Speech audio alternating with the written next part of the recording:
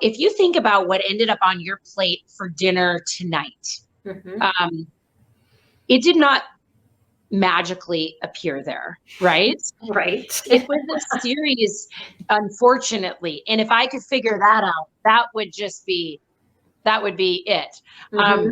Unfortunately, it does not magically appear on our plate. It is a series of 5 or 6 or 10 different steps that led us there. And let me show you what I mean. So you first have to plan your food, then you have to shop for your food, then you have to cook the food, then you have to use up the food, and then you have to store the food. Okay, so you have planning, shopping, cooking, using, and storing. If you have a problem in your food system, like you're spending too much, let's say, more than you want to, you really need to address each of those 5 areas. And maybe you're doing great in 2 of them.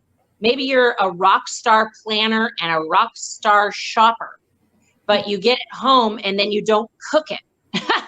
And you throw it away. Or maybe you're a great planner, a great shopper, a great cooker, but then you don't store it well and reuse it well. And so you have waste on the back end.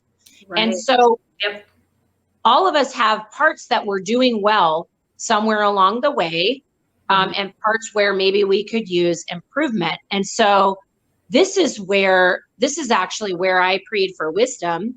And I sat down at the table with a notebook and a pen, and I call this my big girl panty talk. This is where I gave myself the big girl panty talk, like, okay, it's time to be honest with yourself. What are you doing wrong here? Or what's not successful? What's not working? Right. Yeah. Where are the holes in my ship that I need to find and like plug up? And so I'll just give a couple, because we think we're doing so good. Right. And if we just say to ourselves something like this, which you've probably said to yourself, and maybe your listeners have said this, we need to eat out less. Okay, well, that's a great goal. How are you going to accomplish that goal? Okay, why are you eating out more than you want to be eating out? Okay, I'll tell you this. So I had to ask myself that. Shelly, why are you eating out more than you want to be eating out? Okay, well, I forget to take my meat out of the freezer. That's a big one. Okay, there's a big one. And so then it's not defrosted. I can't turn that into something. And I didn't think about dinner until 5 o'clock.